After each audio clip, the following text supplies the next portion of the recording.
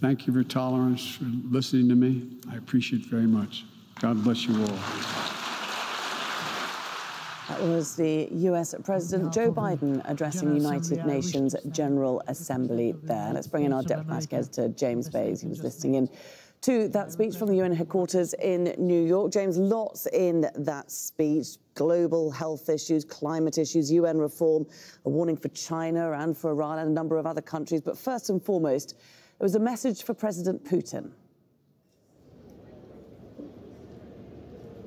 Yes, he started with what I think is the news of the day. He started with his reaction to President Putin's escalation in recent hours, his mobilization of more troops to go to Ukraine, his veiled threat of using any means, and he said he wasn't bluffing, so a hint potentially to using nuclear weapons. President Biden addressed that straight on at the start of the speech. He said the war is about extinguishing Ukraine's right to exist as a state and Ukraine's right to exist as a people. That should, he told the people, the gathered countries, the 193 countries of the General Assembly, make your blood run cold. A lot of mention of the history of the UN. At the end, he talked about the founding of the UN 77 years ago. He said Russia has shamelessly violated the core tenets of the UN Charter. That's the document that everyone signed to form the UN at the end of the Second World War. None is more important than the clear prohibition against countries taking territory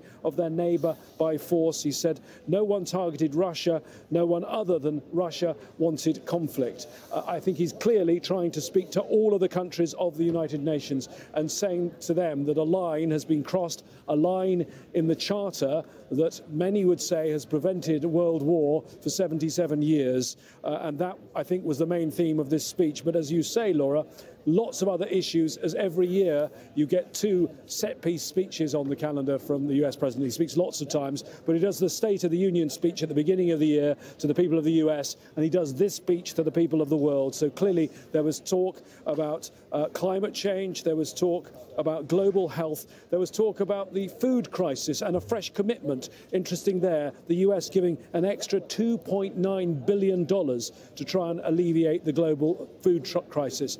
There also was there something that may sound like it's not terribly important, which is talk of UN reform. I can hear some of our viewers probably yawning at this point, but that will actually go down very well with the membership of the United Nations, because so many countries think that the system set in place 77 years ago, where you have a Security Council with 15 members, 5 of them permanent members, and they are basically the victors of World War II, needs to be changed. It's time for a change. Well, he, for the first time in public in a speech like this, is backing things, soundings we've had from his ambassador to the United Nations, Linda Thomas-Greenfield, in recent weeks. He says the US is now saying very firmly it wants an increase in the number of non-permanent members and permanent members to the UN Security Council. There are many countries that would like to be permanent members. I think that is something that will win some support among the wider membership of the UN, the 193 countries. And that was the purpose of this speech. President Biden trying to win them over to his side, particularly on the war in Ukraine, to say to them, and we saw it earlier in the year in a vote in the General Assembly, that there was support for Ukraine against Russia. He wants to keep that support, say to them, Ukraine is in the right here. Ukraine is a sovereign nation. It has been invaded by another nation, and that is a basic thing that shouldn't be allowed under the UN system. James Bays joining us there from the United Nations. Thanks very much, James. Well, Western leaders have warned Russian President Vladimir Putin against the use of nuclear weapons in Ukraine, specifically tactical nukes. These are different from long-range strategic nuclear weapons, as they can be used over short distances. They can be deployed in many different ways, even fired as artillery shells on battlefields. The size and power of tactical nuclear weapons can vary from less than 1 kiloton to 100 kilotons. By comparison, the atomic bomb dropped on Hiroshima in the Second World War was 15 kilotons. Russia is thought to have around 2,000 tactical nuclear weapons, but they are believed to be in storage facilities not ready to fire.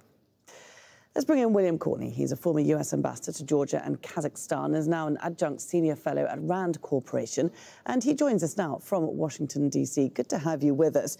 We just heard President Joe Biden there saying that the nuclear threat from President Putin was reckless. Do you think a line has been crossed here? A line has not yet been crossed, but President Putin set up President Biden for this speech by, coincidentally, today, warning about the nuclear option and talking about mobilization. The Russians seem to be, if you will, escalating the stakes, threatening that they can expand the war, but also raising the stakes at home. There's probably a lot of internal resistance now to this war, especially by folks who might be drafted under this new mobilization order. And Putin may be taking extra risks about his own political situation. President Zelensky, the Ukrainian president, says he does not believe that Putin would use a nuclear weapon. What do you think? I think he's probably right, but no one can ever predict for sure. One of the issues would be if Russia were to use a nuclear weapon, how would it take military advantage of that? Would it send its troops across the area that had been the subject of the destination? I don't think the Russian forces are really prepared to do something like that. So a nuclear detonation might have shock value, but it might also shock Russia's allies, as we saw last week with warnings from Xi Jinping and Modi in Samarkand, both of them expressing concerns about the way Russia is conducting this war. Do you think the threat of it is enough to make the West reevaluate its support for Ukraine? We just heard strong words of defiance from President Joe Biden, but behind closed doors, do you think there's a different conversation? Thus far, there's no sign that the West is reevaluating its position. And I imagine the West will maintain a fair amount of unity on this, because what Russia has done, as President Biden pointed out, is really in direct violation of the United Nations Charter, and his threats about nuclear use are in violation of the Nuclear Nonproliferation Treaty. These treaties and the Charter have wide support. What do you make of Putin's partial mobilization announcement, the use of 300,000 troops immediately to be mobilized to go to the battlefield? I mean, he's already got 1.5 million troops in Ukraine. What is an extra 300,000 going to do? Can it change the course of the war? He doesn't really have 1.5 million, actually, in Ukraine. The Russians seem to be desperate that there is not more support by people in Russia for the war, and the number of trained troops they have in Ukraine, many of them have been killed and wounded. So even efforts to recruit prisoners, which have been taking place the last couple of weeks, apparently are not bearing enough fruit. William Courtney, great to speak to you. Thanks very much for taking the time to join us here on Al Jazeera. You're quite welcome. And meanwhile, Russian opposition leader Alexei Navalny has condemned Putin's call for military mobilization. He accuses the president of sending more Russians to die in what Navalny calls a criminal aggression.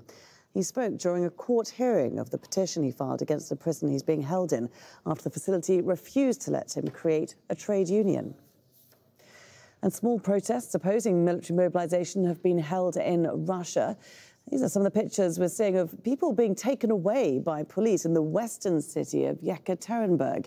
The monitoring group says more than 109 people have been arrested.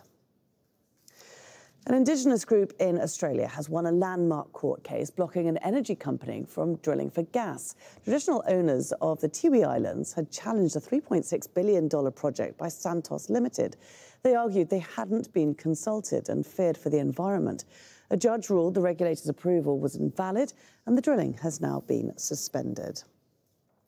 Hurricane Fiona is still gaining strength as it rips through the Caribbean. It's now being classified as a Category 4 storm.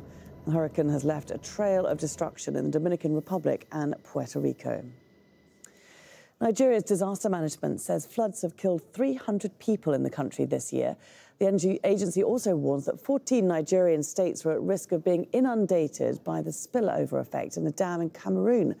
More than 100,000 people have been displaced by flooding and are now living in temporary shelters. The sport is still ahead here on Al Jazeera, and as Yankees outfielder Aaron Judge matches Babe Ruth for home runs in a single season, Gemma will have all the details.